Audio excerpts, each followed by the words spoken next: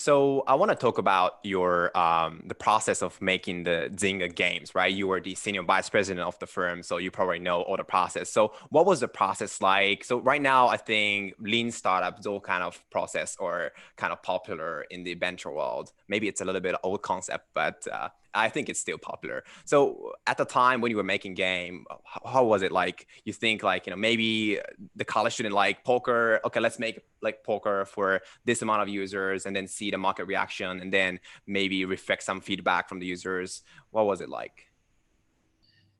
Yeah, I mean, it changed throughout the whole history of the company, right? Like it's hard to generalize because we grew from 5 people to 3,000 in 4 years. Hmm. So of course, like the process of developing a product, choosing what to build, how you staff it, the cost of developing, all those things changed over time. But one thing in common is just like validating your ideas as early as possible, which is what sort of lean development is really all about.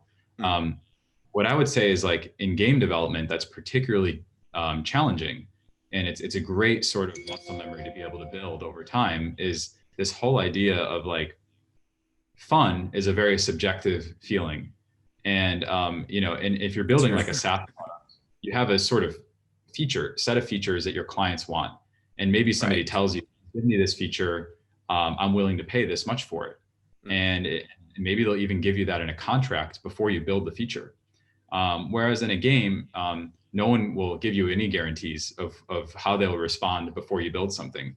So you Right. really need to become an expert in like the predicting what it is that people how they will behave when you actually release something. And so the best way that I found to do that is like you just have to really be rigorous about writing down your assumptions about why you're doing something, and then after you release a feature, you have to be go back and check your work and say like what Mm. about my assumptions was right and what about my assumptions was wrong.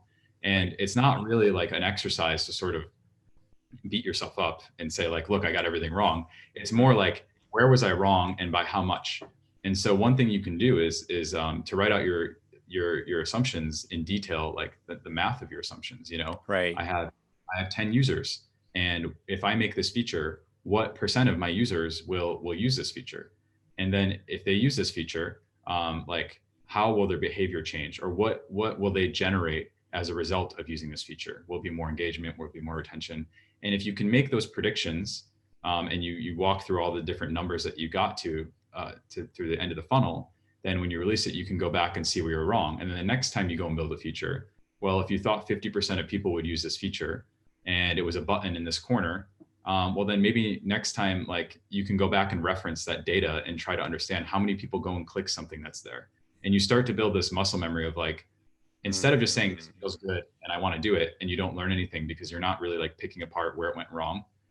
You start being able to, in your head, like start to understand more and more over time as you're building this particular product, just what levers you have and what impact you can have in different places. So in general, I would just say we were very data driven. And I guess like Mhm. that's just more like the process side of the data is what I was talking about. Right. So you look at the data and then you pretty much kind of repeat that cycle, right? I see. Okay.